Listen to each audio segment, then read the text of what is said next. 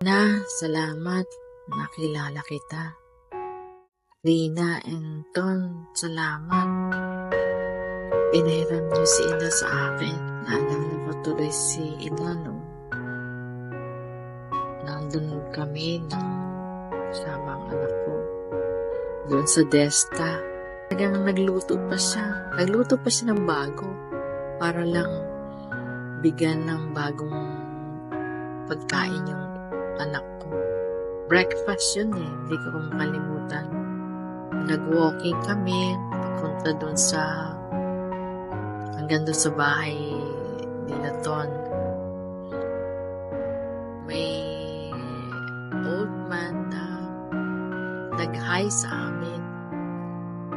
Natatawa ako kasi sabi ni Ina, kilala mo siya? Sabi ko, hindi ko rin kilala eh. Tapos nagtawanan kami. Kasi tawan-tawa siya dahil pareho namin hindi kilala bakit daw kami humihina, bakit daw nag-hi. Nung papunta naman ako ng Melbourne, ako si Ina, iyak ng iyak dahil daw baka daw ako mawala, baka daw ako maligaw. Si Ton naman, tawa lang ng tawa. Sabi mo, Ton, sa akin, malaki na yan, si Cecil, hayaan mo siya doon, Ina. Malaki na siya. Paano yun? Baka anong mangyari? Baka makakauwi ba yun? Alala ko yung sinasabi ni Ina. Ina, lagi ka nag-aalala noon sa akin ng time na yun.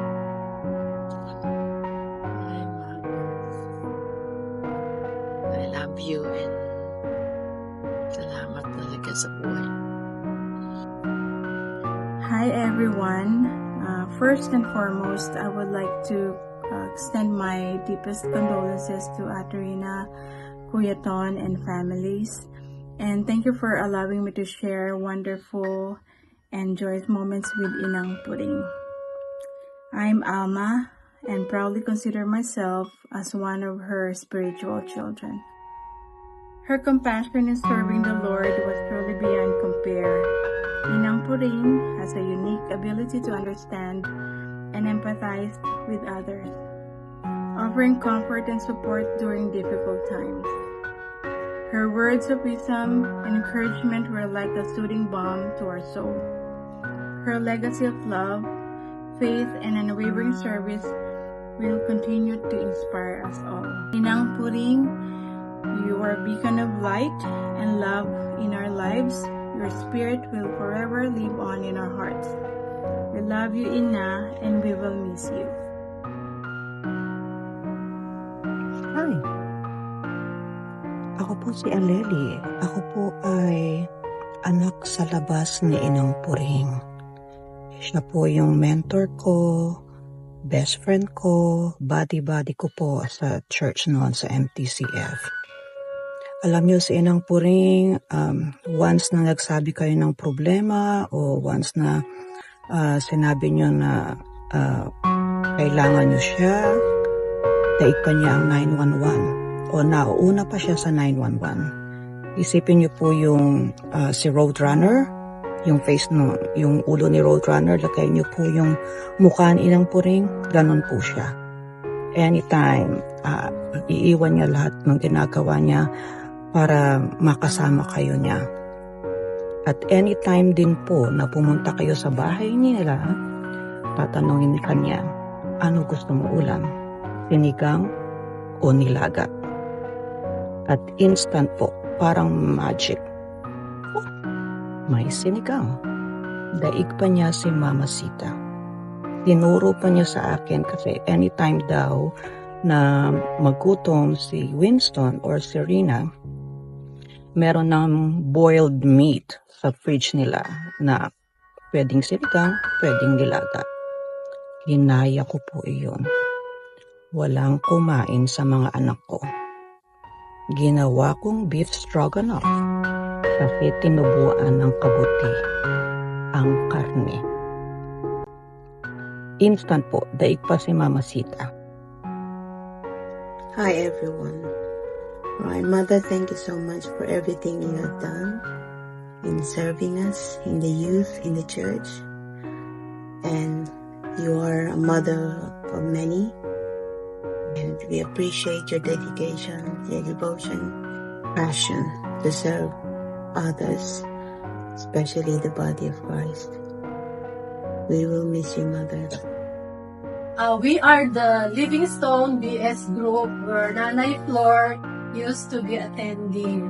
We remember Nanay as having a very gentle and quiet spirit. Yes, and very humble. Yung commitment niya sa group, at saka commitment niya talaga sa Panginoon, kitang-kita. So, the whole family, I want to say condolence. Yeah. May the comfort of the Lord, because we believe that she is with the Lord now. She's enjoying the presence of Jesus. Thank you, And Lord. also she was telling us a story about her life in the Philippines because her husband is also, in the ministry, a pastor.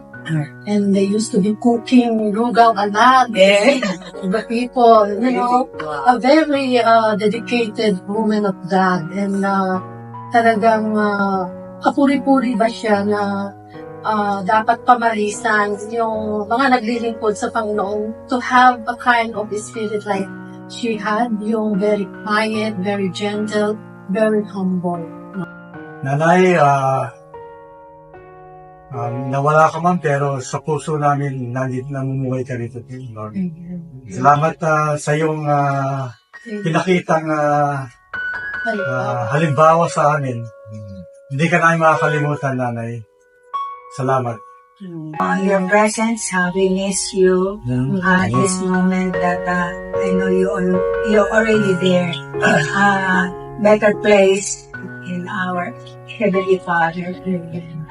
Last week, ako naman ay nagpapasalamat kay Nanay dahil nanginis ko siya talaga dahil when kung parati ring sumusundo kay Nanay when we go to the Bible study every Saturday, so I really missed her. At ang hindi ko makalimutan ay ang kanyang binigay na birthday gift sa akin ay isang thermos.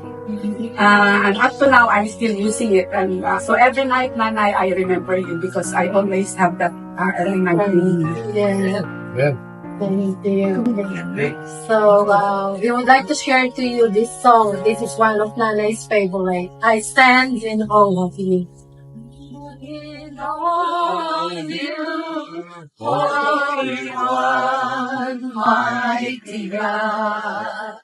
I raise my hands to you, awesome King and mighty God.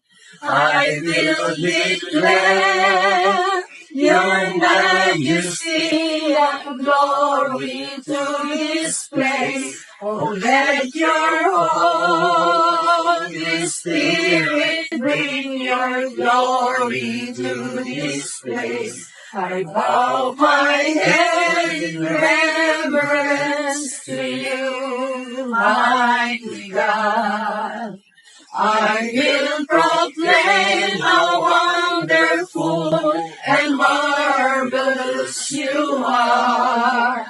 I raise my hands to you, my awesome King. I stand in awe of you, in awe of you, my God. I stand in awe of you, Holy One, mighty God.